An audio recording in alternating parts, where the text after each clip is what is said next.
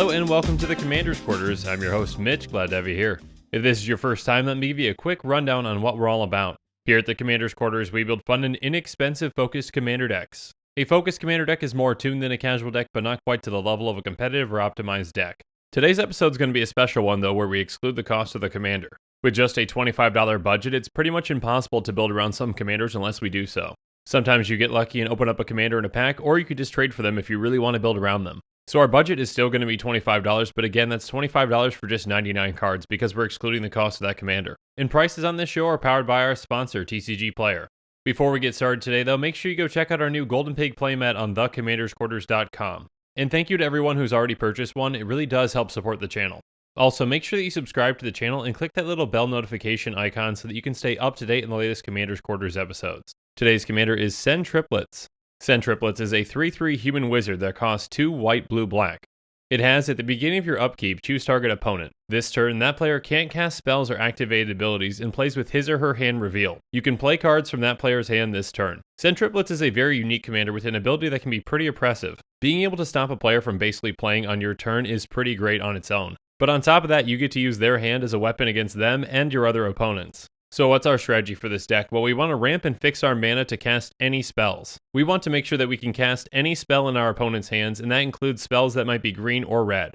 And then how do we win with this deck? Well, we want to defeat our opponents with their own spells. Our deck is really built around ramping and then controlling what our opponents can do. So we're really going to lean on our opponents and use their hand as a resource in order to actually beat them. As with all Commander's Quarters decks, I'm going to break this deck down into 10 different tactics that show you how the deck works and how you're going to win with it. So let's go on to our first tactic. Tactic number 1, Rock Lobster. First up, we've got Mind Stone, which can tap for a colorless, and we can also pay 1 to tap and sacrifice it to draw a card. While this card doesn't help us fix our mana, it does provide us some good utility. And then there's Orzhov Signet, which we can pay 1 into to tap for white-black. This card can only help us fix within those 2 colors, but it still comes in handy. And next up, we've got a few mana rocks that can help us with fixing. First up, there's Sphere of the Suns, which enters the battlefield tapped with 3 charge counters on it. And then we can tap it to remove a charge counter from it to add 1 mana of any color to our mana pool. And next up is Prismatic Lens, which we can either tap for a colorless or can actually filter our mana if we pay 1 into it. And then there's Felwar Stone, which we can tap to add 1 mana of any color that a land an opponent controls could produce. So we're going to use our opponent's own mana base against them to help us cast their own spells. Next up is Soul Grail, which when it enters the battlefield we choose a color and then we can tap it to add 1 mana of the chosen color to our mana pool. Most of the times when we cast this, we're going to be choosing either red or green since those are the 2 colors that we don't have access to. And then we've got a couple of creatures that can help us fix our mana. Opaline Unicorn, Alloy Mirror, and Scuttlemutt can each tap to add 1 mana of any color to our mana pool. While mana dorks aren't always as reliable as mana rocks, we're going to take any sources of fixing that we can get. And next up we've got a couple of mana rocks that can tap for any color including Manalith, Spectral Searchlight, and Darksteel Ingot. On top of that, Spectral Searchlight can be used in a very political way in case we want to help out another player. And then Darksteel Ingot is actually indestructible, so it's a lot harder for our opponents to deal with. And finally we've got 3 more mana rocks that can tap for any color. On top of that, when Vessel of Endless Rest enters the battlefield, we put target card from a graveyard on the bottom of its owner's library. So we can either use this against a graveyard strategy or to get one of our own things back later. And then Cultivator's Caravan has Crew 3 and it's a 5/5 which isn't half bad. Finally, there's Astral Cornucopia which can tap for more than 1 mana depending on how many charge counters are on it. We are running a ton of ways to ramp and fix our mana because again, our objective is to be able to cast any spell in our opponent's hands. But there are some other ways that help make it easier to cast our opponent's spells and our own. So let's go through those spells now in tactic number 2, the fix is in. First up there's Victory Chimes, which has tap, a player of your choice adds colorless. But on top of that, we get to untap Victory Chimes during each other player's untap step. So this is basically a mana rock that we can use on any player's turn. So this not only ramps us to help us cast our opponent's spells, but it also helps us have some mana available on our opponent's turns to help us cast instants. On top of that, like Spectral Searchlight, it can be used as a political tool. Speaking of political tools, next up is Intellectual Offering. It's an instant that says, choose an opponent, you and that player each draw 3 cards. And then choose an opponent, untap all non-land permanents you control and all non-land permanents that player controls. It's nice to draw some cards, but it's especially nice to untap all of our sources of ramp for this deck. And then there's Gemstone Array, which we can pay 2 to put a charge counter on it. And then at any time we can remove a charge counter from Gemstone Array to add 1 mana of any color to our mana pool. So this card not only helps us fix our mana, but also helps us bank mana for later. So if we have a lot of extra leftover mana before our turn, we can just put a lot of charge counters on Gemstone Array and then use it later. Next up is Realmwright, which is just a 1/1 but it has a huge effect for this deck. When it enters the battlefield, we get to choose a basic land type, and then lands we control are the chosen type in addition to their other types. So when it comes into play, we're either going to choose mountain or forest depending on what our opponents have. This basically makes it so that we only have to fix for 1 other color of mana then. But there's an even better card that fixes our mana completely. And that card is the golden pick of the deck, which is the number 1 card out of our 99. The golden pick for this deck is Celestial Dawn. Celestial Dawn is an enchantment that costs 1 white. Celestial Dawn says lands you control are plains. Non-land permanents you control are white. The same is true for spells you control and non-land cards you own that aren't on the battlefield. You may spend white mana as though it were mana of any color. You may spend other mana only as though it were colorless mana. So basically with Celestial Dawn in play, we can use our mana as if it was any color. This comes in huge when it comes to trying to cast our opponent's spells. With this in play, we basically just have to worry about the spell's converted mana cost and not about the specific types of mana that we need. This allows us to consistently cast more and more of our opponent's spells each turn, which is exactly what this deck wants to do. Celestial Dawn does what no other card in this deck can do, and that's why it's the golden pick of this deck. So we've talked about fixing our mana to make sure that we can cast our opponent's spells, but we need to make sure that they have spells in hand to cast. So let's go through some ways to make sure that they have cards in hand for us to cast in tactic number 3, sharing is caring. First up is Decklist Mystic, which we can pay 1 to tap to make each player reveal the top card of their library, and then we can put the revealed cards into their graveyards, but if we don't, each player draws a card. So basically we can just use this card to decide if we want to give our opponent a card that we want to cast. And we can also just use it to get rid of any good cards that we don't want our other opponents to have. Next up, we've got Words of Wisdom and Vision Schemes, both of which are going to draw us cards and our opponent's cards. Words of Wisdom will let us draw 2 cards, whereas our opponents only draw 1, but Vision Schemes is going to have each player draw 2. These are both at instant speed so that we can use them before our turn, saving all of our mana for our opponent's spells. And then we've got a couple of enchantments that provide some more consistent draw. Dictative Crucifix has Flash, and at the beginning of each player's draw step, that player draws an additional card. And then Kumena's Awakening has Ascend, and at the beginning of your upkeep, each player draws a card, but if you have the City's Blessing, instead only you draw a card. Again, us drawing cards is great, but we also want to make sure that our opponents get some cards too so that we can cast their spells. So we're also going to be running things like Temple Bell and Otherworld Atlas. We can tap Temple Bell to make each player draw a card. In Otherworld Atlas, we can tap to put a charge counter on it, and then tap it to make each player draw a card for each charge counter on Otherworld Atlas. These are both fantastic ways to force our opponents to draw cards when we want them to.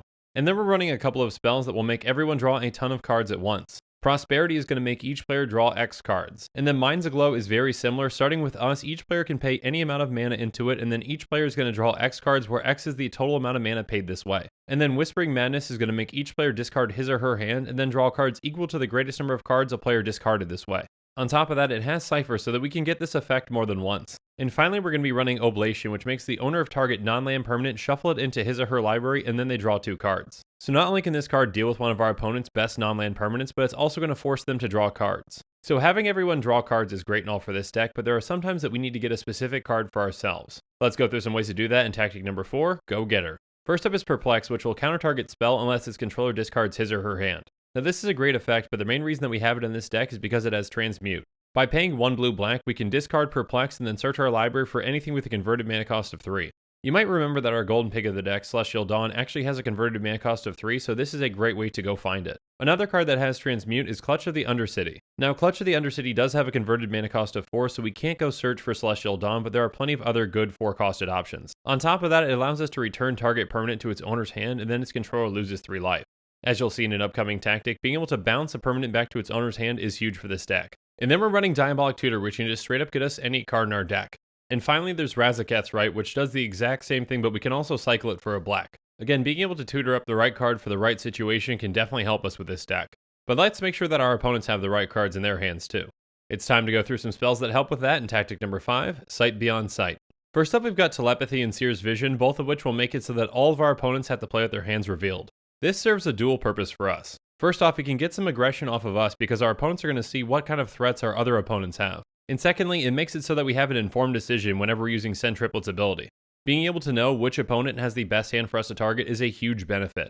And Seer's Vision also has the added benefit that we can sacrifice it to look at target player's hand and choose a card from it, and then that player has to discard that card. And next up is Curse of Exhaustion, which helps us in a different way. It's an aura curse that can enchant a player, and it makes it so that enchanted player can't cast more than 1 spell each turn. So not only does this just hinder that opponent from casting spells quickly, but it also helps us by keeping more spells in their hand. The more cards that are in their hand, the better it is for us, and we have more options on what to cast. But let's go through some other ways that give us some great options on casting our opponent's spells. So let's go on to tactic number 6, Mind Games. First up is Mnemonic Betrayal, which has a very interesting effect. It's a sorcery that's going to exile all cards from all opponents' graveyards. We can then cast those cards this turn and may spend mana as though it were mana of any type to cast those spells. At the beginning of the next end step, if any of those cards remain exiled, we return them to their owner's graveyards. And then we have to exile Mnemonic Betrayal. This card basically lets us play out of our opponent's graveyards for 1 turn. So any of those spells that we missed out on, we actually get another chance at. And then we're going to be running Head Games, which is an incredible card for this deck. It's a sorcery that says target opponent puts the cards from their hand on top of their library. Then you get to search that player's library for that many cards. The player puts those cards into his or her hand and then shuffles his or her library. So this card not only gets rid of all the cards in an opponent's hand that we want to get rid of, but it also helps us fill their hand with exactly what we want. So we can search for a specific amount of good cards that we can actually cast that same turn, and then fill the rest of their hand with useless cards or just lands. This card comes in great late game when we really have enough mana to make use of it and to find one of their big threats. But what do we do if one of their big threats is already on the board? Let's go through some ways to deal with that in tactic number 7, Gone Away. First up, there's Snap, which is going to let us return target creature to its owner's hand, and then we untap up to 2 lands. And then Snapback can also return target creature to its owner's hand, and we can even cast it for free by exiling a blue card in our hand. So both of these cards are basically free ways to return creatures back to their owner's hand. So with spells like these, we can cast creatures that our opponents have already cast. We just return the best creature they have back to their hand, and then we can cast them with Sen Triplets. Void Snare gives us even more options on what we can take from our opponents by letting us return target non-land permanent to its owner's hand. And then Blink of an Eye and Into the Royal do the exact same thing, but if we kick them, we also get to draw a card.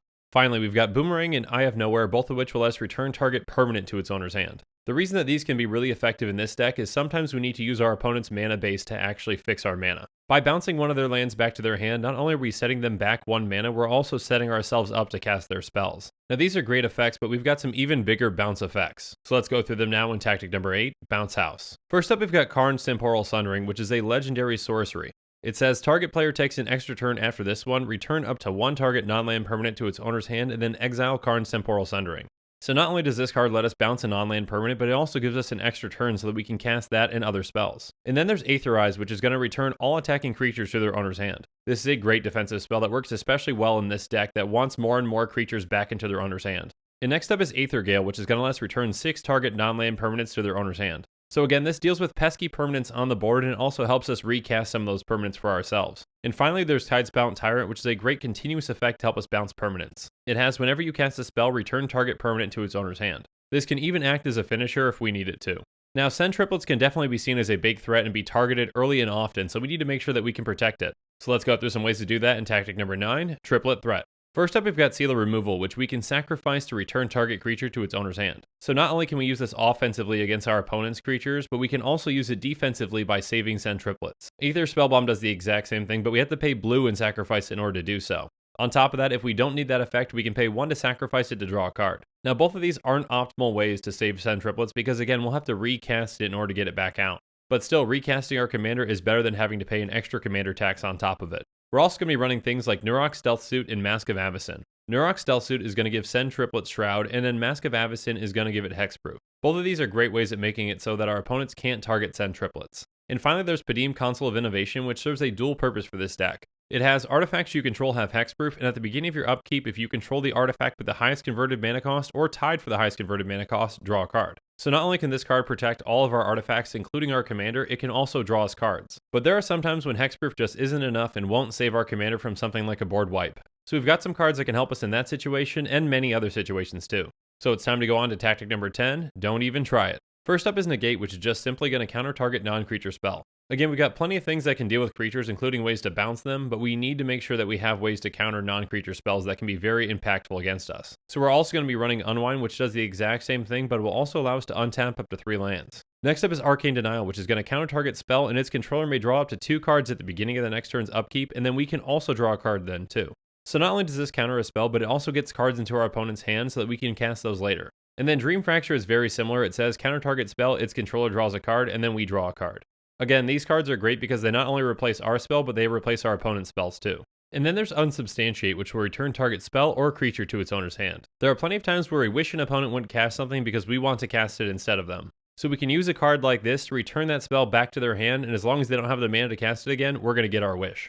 And then there's Hinder, which is going to counter target spell, and if that spell is countered this way, we put it on top or bottom of its owner's library instead of putting it into their graveyard. Now in some ways this is better than Unsubstantiate because it's not going to go back into their hand right away. So even if they do have the mana to cast it again, they won't be able to until they draw that card. And we've got plenty of ways to force them to draw a card so we can actually cast that card when we want to.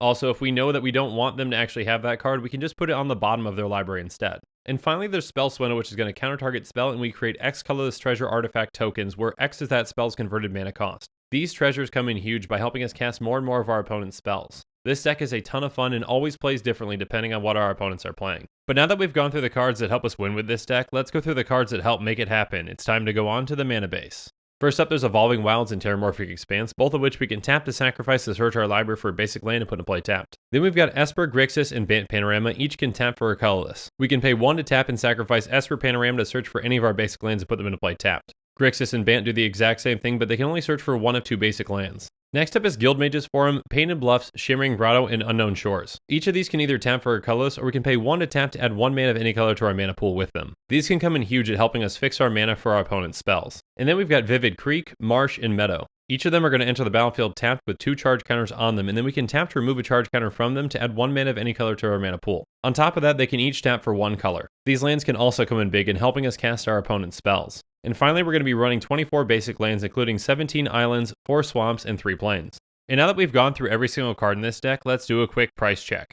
A quick reminder that our deck costs are calculated using TCGPLAYER optimization, optimizing with even heavily played and damaged cards because those cards need a home too. The average Sen Triplets EDHREC deck is going to set you back $437.70, so let's see how we compare to that. Our deck is going to be much more affordable, coming in at just $24.92. A quick reminder that neither of these deck costs include the Commander because it's a Commander excluded episode. Again, Commander's Quarters decks are built to be tuned in focused within their budget, but there are always ways that we can improve on them. So let's go through some reasonable upgrades to see what some of those ways just might be. First up, there's Paradox Haze, which comes in at $2.45. It's an aura that costs 2 and a blue and it says Enchant Player. At the beginning of Enchanted Player's first upkeep each turn, that player gets an additional upkeep step after this step. This works great with Sen Triplets because it allows us to choose 2 of our opponents instead of 1. And then there's Ghostly Prison, which comes in at $3.91. Ghostly Prison is an enchantment that costs 2 and a white, and it says creatures can't attack you unless their controller pays 2 for each attacking creature he or she controls that's attacking you. This is just a great way to deter our opponents from actually attacking us and to get some of that aggression off of us. Next up, we've got Dissipation Field, which comes in at $2.15. It's an enchantment that costs 2 blue, and it says whenever a permanent deals damage to you, return it to its owner's hand. So not only can this deter opponents from attacking us, but it can also return permanents back to their hands that we can cast later. And then there's Chromatic Lantern, which comes in at $3.25. It's an artifact that costs 3, and it says lands you control have tap, add 1 mana of any color, and then it can tap to add 1 mana of any color. Like Celestial Dawn, this is a great way to help us fix our mana and help us cast our opponent's spells. Next up is Remand, which comes in at $4.79. It's an instant that costs 1 and a blue, and it says counter target spell. If that spell is countered this way, put it into its owner's hand instead of into that player's graveyard and draw a card. So not only does this return a spell back to its owner's hand that we can cast later, but it's also going to replace itself. And finally, there's Praetor's Grasp, which comes in at $2.12. It's a sorcery that costs 1 black, and it says search target opponent's library for a card and exile that card face down. Then that player shuffles his or her library. You may look at that card and play that card for as long as it remains exiled. This is just a more direct way for us to get the exact card that we want to cast from an opponent's library. And with that, our show is coming to a close, but I really just want to hear about what you think about this deck, so why don't you let me know in the comments below. When you're buying decks like this one, or just individual cards, make sure you use that decklist link in the description below. Not only will you be getting great prices on TCGPLAYER, but you're also going to be supporting this show because they sponsor us. And make sure that you follow us on social media so you can get some early hints on who the next commander just might be. Links to our social media accounts can be found in the description. Also in the description below is a link to the Commander's Quarters Patreon page, and I just want to say a quick thank you to the patrons who have subscribed so far. There are many benefits to being a patron for the Commander's Quarters, including being able to vote on future commanders for deck techs. There's even a general level tier where you get your own personalized deck tech dedicated to you. I truly couldn't do this without all of your support, so from the bottom of my heart, thank you. If you haven't already, make sure that you like and subscribe to the channel, and then check out some of our playlists on budget commander decks, commander excluded decks, and break the bank episodes. And with that, I'm out of here. Thanks again, and have a good one.